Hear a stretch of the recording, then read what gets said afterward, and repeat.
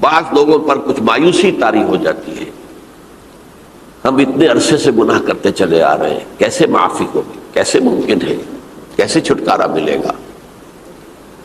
ایسے لوگوں کے لیے، ان کے اطمینان کے لیے، ان کی دلجوئی کے لیے، ان کی تسلی کے لیے یہ آیت عظیم ترین آیات میں سے قرآن مجید ہے۔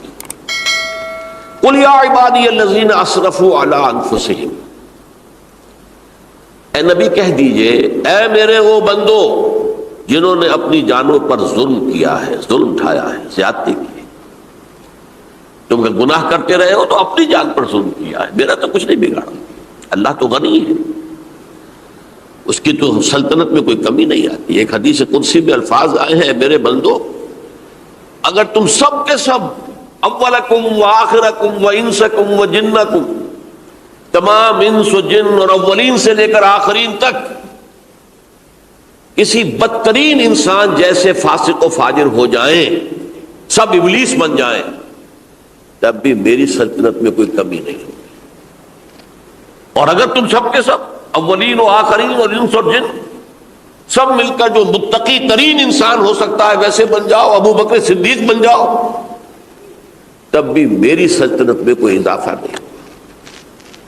تو اللہ تعالیٰ کا تو کچھ بگڑتا نہیں ہے، انسان گناہ کرتا ہے تو اپنا نقصان کرتا ہے۔ قل یا عبادی الذین اسرفوا علی انفسہم، کہہ دیجئے اے نبی، اے میرے وہ بندو جنہوں نے اپنی جانوں پر ظلم کیا ہے، ستم کیا ہے، ظلم اٹھایا ہے، لا تقنطوا من رحمت اللہ۔ میں آج بعض حدیثیں اس موضوع پر آپ کو سناؤں گا، عجیب چشم کشا حدیثیں ہیں۔ میں نے چونکہ اس موضوع پر گفتگو کرنی تھی تو میں نے کچھ اس مرتبہ احادیث کا تفحص کیا، تو واقعہ یہ ہے کہ بعض احادیث پڑھ کر خود میری جو ہے میرے علم میں اضافہ ہوا، ادھر میری توجہ آج تک نہیں گئی تھی۔ لا تقنطوا من رحمت اللہ، اللہ کی رحمت سے مایوس مت ہو۔ ان اللہ یغفر الذنوب جميعا، اللہ تعالیٰ تمام کے تمام گناہ معاف کر دے گا۔ اللہ تعالیٰ کی قدرت ہے، اللہ کا اختیار ہے، اللہ کا فیصلہ ہے، لہذا مایوس نہ ہو، اصلاح کرو۔ احادیث تو میں بعد میں آپ کو سناؤں گا، اس سے پہلے اس کا فلسفہ سمجھ لیجئے اصل میں کیا ہے۔ دیکھیے، ایک ہے طبیعی اعمال، فزیکل، ان کا ہم دنیا میں اصول یہ دیکھتے ہیں کہ اس کے نتائج لازمی ہوتے ہیں اور ان سے چھٹکارا نہیں مل سکتا۔ آپ نے سنکھیا کھایا ہے تو مریں گے، چائے کھانے کے بعد آپ نے خودکشی کا ارادہ کیا، سنکھیا کھا لیا، اب چاہے آپ پر ندامت ہو، پشیمانی ہو، پریشانی ہو، توبہ کریں، آپ کو بچنے کا کوئی سوال نہیں، مرنا ہی مرنا۔ اللہ یہ کہ اللہ تعالیٰ جو ہے اپنی معجزانہ کسی قدرت سے اس عمل کا جو طبعی نتیجہ ہے اس کو نکلنے سے روک دے۔ آگ کی فطرت ہے کہ وہ جلاتی ہے، اللہ کے حکم کے تحت حضرت ابراہیم کو اس نے نہیں جلایا، یا نار کونی بردن وسلام علی ابراہیم۔ لیکن یہ ہمیشہ نہیں ہوتا، یہ تو ایک دفعہ ہو گیا بس۔ اللہ جب چاہے اب بھی کر سکتا ہے، لیکن یہ روز روز نہیں ہوتا۔ روز روز جو بھی فزیکل لاز ہیں وہ چل رہے ہیں، اگر وہ نہ چلے تو کوئی سائنس پاسبل ہی نہ ہو، کوئی ٹیکنالوجی ممکن ہی نہ ہو۔ یہ تو ان فزیکل کیمیکل لاز جو ہے ان کا دوام ہے کہ جس کی وجہ سے یہ ساری سائنس اور ٹیکنالوجی اب کہاں سے کہاں پہنچ رہی ہے کہ عروج آدم خاکی سے انجم سے ہمیں جاتے ہیں کہ یہ ٹوٹا ہوا تارا کہیں مہی کامل نہ بن جائے۔ تو یہ توبہ جو ہے فزیکل اعمال میں مفید نہیں ہے، چاہے آپ پر یہ احساس میں کیا کر بیٹھا، کیا میں نے کیا، کیوں میں نے کھا لیا یہ سن کیا، تو اب اثر کرے۔ جو اخلاقی اعمال ہیں ان کا قانون یہ نہیں ہے۔ اخلاقی اعمال کے نتائج ختم ہو جاتے ہیں توبہ کے ساتھ۔ یہ ایک بہت بڑا قانون ہے، بہت بڑا قانون۔ ایسا نہیں ہے کہ کسی گناہ سے انسان کی فطرت میں کوئی ایسی مستقل کجی واقع ہو جائے کہ جس کی اصلاح کی کوئی صورت ہی نہ ہو، یہ نہیں ہے۔ بڑے سے بڑے گناہ، بڑے سے بڑے گناہ توبہ کرو، خلوص سے دل سے کرو، جو اس کے اصول ہیں، جو اس کے قواعد ہیں، جو اس کے ضوابط ہیں، جو اس کی شرائط ہیں، ان کو پورا کرو۔ تو بڑے سے بڑے اعمال، برے سے برے اعمال، میں حدیثیں آج آپ کو سناؤں گا، حیران کو، کیونکہ عام طور پر یہی ہوتا ہے کہ مواعظ میں چونکہ لوگوں کو اصلاح کی ترغیب دلانی ہوتی ہے تو وہ جو انذار کا پہلو ہے اسے زیادہ نمایاں کیا جاتا ہے۔ اللہ کی طرف سے شدید ذو انتقام، اللہ انتقام دینے والا ہے، اللہ سزا دینے والا ہے۔ لیکن یہ دوسرا پہلو جو ہے وہ بھی اپنی جگہ پر بہت اہمیت کا حامل ہے کہ طبیعی اعمال کے نتائج اور عواقب اور اخلاقی اعمال کے نتائج و عواقب یہ ایک جیسے نہیں ہیں۔ اب اس معاملے میں تاریخ مذاہب عالم میں جو بہت بڑی غلطی ہوئی، بہت بڑی غلطی ہوئی، بہت بڑی غلطی ہوئی، تورات میں حضرت آدم اور حوا علیہ السلام سے جو غلطی اور خطا ہو گئی تھی، آپ اندازہ کیجئے کیا مقام اللہ نے عطا کیا تھا، سارے فرشتوں کو ان کے سامنے سجدہ کروا دیا تھا، اور ایک ہی حکم تو دیا تھا نا کہ اس درخت کے قریب نہ جانا، اور تو ابھی کوئی شریعت نہیں تھی، کوئی لمبے چوڑے احکام نہیں تھے، کھاؤ جہاں سے چاہو، اس ایک درخت کے پیچھے پاس نہ جانا، فَلَا تَقْرَبَا هَٰذِهِ الشَّجَرَةَ فَتَكُونَا مِنَ الظَّالِمِينَ۔ اور وہی کام کر بیٹھے حضرت آدم اور حضرت حوا علیہ السلام۔ کتنا بڑا گناہ، کتنا بڑا گناہ، کتنا بڑا گناہ، لیکن قرآن نے وضاحت کر دی کہ آدم نے توبہ کی، اللہ نے معاف کر دیا۔ اللہ تعالیٰ سے کلمات سیکھے، ندامت دل میں پیدا ہو گئی حضرت آدم کو، لیکن الفاظ نہیں تھے، کن الفاظ میں اللہ سے معافی مانگوں، مجھ سے خطا ہو گئی، بہت بڑی غلطی ہو گئی، وہ الفاظ بھی اللہ نے سکھائے، فَتَلَقَّىٰ آدَمُ مِن رَبِّهِ كَلِمَاتٍ۔ یہ ہے جس میں کہ وہ علامہ اقبال کا ایک شعر ہے ان کے نوجوانی کے دور کا، جس پر میں بھول رہا ہوں کہ داغ دہلوی تھے یا کوئی اور تھے کہ جنہوں نے علامہ سے کہا تھا میاں اس عمر میں اور یہ شعر، اس بڑی محفل میں بات آئی تھی کہ موتی سمجھ کے شان کریمی نے چن لیے قطرے جو تھے میرے عرق انفعال کے۔ انفعال کہتے ہیں عربی میں پشیمانی، شرمندگی، اور عام طور پر جب کسی انسان پر پشیمانی اور شرمندگی طاری ہوتی ہے تو پیشانی جو ہے اس پر کچھ پسینہ سا آتا ہے۔ تو قطرے جو تھے میرے عرق انفعال کے، موتی سمجھ کے شان کریمی نے چن لیے، اللہ کی نگاہ میں ان کی اتنی قیمت، ان کی اتنی وقت میرے بندے نے پشیمانی اختیار کی ہے، اپنے اس غلط کام کے اوپر اسے رنج اور افسوس ہو رہا ہے، تو اللہ کی نگاہ میں اس کی یہ عظمت ہے، یہ قدرت ہے۔ تو اللہ تعالیٰ نے جب حضرت آدم کے دل میں وہ پشیمانی پیدا ہو گئی تو الفاظ نہیں تھے، کن الفاظ میں؟ ہم کہتے ہیں نا کہ مجھے سمجھ نہیں آ رہا کہ میں کس منہ سے آپ سے بات کروں، میری یہ حیثیت نہیں ہے، میں کن الفاظ میں اپنی جو ہے خطا کا اعتراف کروں۔ تو اللہ نے وہ کلمات خود سکھا دیے، فَتَلَقَّىٰ آدَمُ مِن رَبِّهِ كَلِمَاتٍ فَتَابَ عَلَيْهِ إِنَّهُ هُوَ التَّوَّابُ الرَّحِيمُ۔ یہ چیز کہیں تورات جب دوبارہ مرتب ہوئی ہے تو وہ نکل گئی، اس میں رہ گئی، باقی اس میں شامل نہیں۔ یہ تاریخی اعتبار سے جان لیجئے، تورات جو ہے وہ آج سے 2500 بلکہ 2600 برس قبل سے دنیا سے غائب ہے۔ یہ تورات کا جو نسخہ تھا یروشلم میں 587 قبل مسیح میں جب نبوکدنضر نے، شاید آج کل آپ دیکھ رہے ہوں یہ عراق کی جنگ میں عراق کے جو خاص ڈویژنز ہیں عراقیوں کے، ریپبلکن گارڈز کے، ان میں سے ایک کا نام جو ہے وہ نبوکدنضر ڈویژن ہے، ایک کا حمورابی ڈویژن ہے۔ حمورابی جو ہے عراق کا بہت پرانا بادشاہ تھا، اور تاریخ انسانی میں سب سے پہلا قانون اس نے مرتب کیا تھا، حمورابی۔ یہ بہت پرانی تہذیب ہے، دنیا کی غالباً سب سے زیادہ اینشنٹ تہذیب جو ہے وہ عراق کی ہے، حضرت ابراہیم یہی پیدا ہوئے شہر عور میں۔ تو نبوکدنضر نے جب تباہ کیا تھا یروشلم کو، 6 لاکھ آدمیوں کو قتل کیا اور 6 لاکھ کو قیدی بنا کر لے گیا بیبیلونیا، بابل کا لفظ بھی آج کل آ رہا ہے۔ کسی زمانے میں وہ عظیم شہر تھا دنیا کا، وہ معمولی سا شہر رہ گیا ہے، نئے شہر بڑھ گئے۔ تو اس وقت سے اس نے جب یروشلم میں جو ہیکل سلیمانی حضرت سلیمان کی بنائی ہوئی مسجد تھی اس کو جب گرایا ہے، اس کے بعد سے وہیں پر وہ نسخہ رکھا ہوا تھا تورات کا، پھر دنیا میں وہ نسخہ اب نہیں ہے۔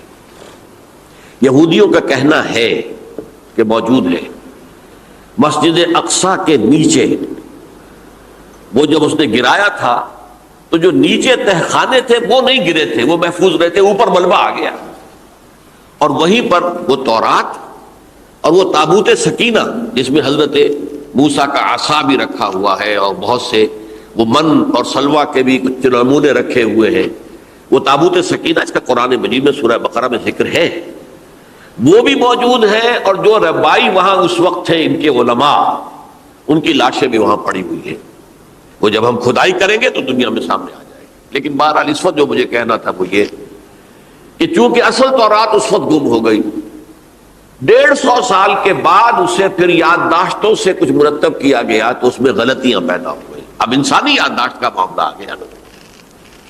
انہی میں سے ایک بڑی غلطی یہ ہوئی، اومیشن یہ ہوئی کہ حضرت آدم نے جو توبہ کی اور اللہ نے قبول فرما لیا، اس کا ذکر اس میں نہیں ہے۔ اس سے نتیجہ عیسائیوں نے کیا اختیار کیا کہ وہ اوریجنل سن کہتے ہیں اسے، وہ جو ابتدائی گناہ تھا عظیم جو ہمارے جد امجد آدم سے سرزد ہوا تھا، اس گناہ کا اثر جو بھی بچہ نسل آدم میں پیدا ہوتا ہے وہ لے کر آتا ہے۔ یہ زمین و آسمان کا فرق ہے۔ اسلام کے نزدیک ہر بچہ جو پیدا ہوتا ہے وہ معصوم ہے، بلکہ مسلم ہے۔ کل مولود یولد علی الفطرہ، جو بھی بچہ پیدا ہوتا ہے وہ فطرت اسلام پر پیدا ہوتا ہے۔ فَأَبَوَاهُ يُهَوِّدَانِهِ أَوْ يُمَجِّسَانِهِ أَوْ يُنَصِّرَانِهِ، یہ تو والدین ہیں اس کے جو اسے مجوسی یا عیسائی یا یہودی بنا لیتے ہیں، ورنہ وہ تو مسلمان ہوتا ہے، فطرت کی کلین سلیٹ لے کر آتا ہے۔ عیسائیت کہتی ہے ہر انسان جو پیدا ہوتا ہے بنیادی طور پر گناہ گار ہے، اپنے جد امجد کے گناہ کا بوجھ لے کر آ رہا ہے۔ اب اس کا علاج انہوں نے پھر کیا تجویز کیا، یہ ہے کہ ایک غلطی پر دوسری غلطی اور دوسری پر تیسری غلطی، خشت اول چون حد بیمار کج تا سریا بھی رود دیوار کج۔ اب اللہ نے جب دیکھا اب تو ہر بندہ جو ہے آدم کی اولاد کا بنیادی طور پر پیدائشی طور پر گناہ گار ہے، تو اب کیا کیا جائے؟ تو اللہ نے اپنا اکلوتا بیٹا، صلبی بیٹا مسیح یسوع اسے زمین پر بھیجا۔ یہ الفاظ میرے ہیں کہ اسے قربانی کا بکرا بنا کر اور ان سب کی طرف سے قبول کر لیا، گناہ گاروں کی طرف سے، کہ ان کے گناہ کا کفارہ ہو جائے گا جو عیسیٰ کو مانے۔ یہ عقیدہ ہے عیسائیت۔ جڑ کیا ہے کہ گناہ ہو گیا تو گناہ کا اثر تو رہے گا۔ قرآن یہ کہتا نہیں، اللہ دھو دیتا ہے، تمہاری سیرت و کردار کے اوپر بھی جو داغ ہیں دھل جائیں گے، اور تمہارے نامہ اعمال میں جو دھبے ہیں وہ بھی دھل جائیں گے۔ توبہ کرو، توبوا الی اللہ توبۃ نصوحا، کرو وہ توبہ کے جو بالکل خلوص دل کے ساتھ۔ اب میں ذرا آپ کو کچھ احادیث سنانا چاہتا ہوں۔ ایک طرح کا یہ تبشیر کا پہلو ہے آج ہماری گفتگو میں کہ جو نمایاں ہوگا۔ یہ بعض احادیث تو چھوٹی چھوٹی ہیں اور یہ بہت مرتبہ میری گفتگو میں آ چکی ہیں، صرف اس وقت حوالہ دے کر گزر جاؤں گا۔ یہ ترمذی اور ابن ماجہ میں حضرت انس ابن مالک رضی اللہ تعالی عنہ سے روایت ہے، حضور نے فرمایا کل بنی آدم خطاؤون وخیر الخطائین التوابون، تمام بنی آدم خطا کار ہیں، خطا کار بھی نہیں، بہت خطا کار ہیں، بہت خطا کار ہیں، لیکن ان خطا کاروں میں بہتر لوگ وہ ہیں کہ جو خوب توبہ کرتے ہیں۔ غلطی ہو گئی توبہ کر لو۔ اور ایک اور حدیث میں آپ کو بتاؤں گا، یہ نہیں ہے کہ پھر کبھی وہ غلطی نہ ہو، اس وقت آپ یہ لگا لیں اپنے اوپر یہ کام میں نے نہیں کرنا، اور ایک دفعہ وہ کام چھوڑ دیں تو توبہ ہو گئی۔ پھر اگر کچھ عرصے کے بعد پھر کہیں آپ جذبات کی رو میں بہہ گئے، پھر کہیں کوئی برے اثرات جو ہے وہ پڑے، پھر غلطی، کوئی بات نہیں، پھر توبہ کرو، پھر ہو گیا پھر توبہ کرو۔ تواب اسی لیے کا بار بار توبہ کرنے والے۔ تو کل بنی آدم خطاؤون وخیر الخطائین التوابون۔ دوسری حدیث یہ بھی ابن ماجہ اور بہقی میں ہے، حضرت عبداللہ ابن مسعود رضی اللہ تعالی عنہ، التائب من الذنب کمن لا ذنب له، گناہ سے توبہ کرنے والا ایسے ہے جیسے اس نے کبھی گناہ کیا ہی نہیں. دھل جاتی ہے، تختی دھل گئی، بچے نے تختی لکھی تھی اس کو دھو دیا، ختم ہو گئی. ایک حدیث تو پڑھ کر میں بھی چونکا. یہ اصل میں اسلوب ہے بیان کا، بتانے کے لیے کہ تمہارے دلوں کے اندر مایوسی کا غلبہ نہ ہو جائے. مایوس اصل میں جو ہے مایوسی یہ ابلیسیت ہے، نوٹ کر لیجئے اس کو. مایوسی ابلیسیت کا عکس ہے. مبلس کہتے کسے؟ جو مایوس ہو گیا. ابلیس سب سے بڑھ کر مایوس جو ہے وہ ابلیس ہے.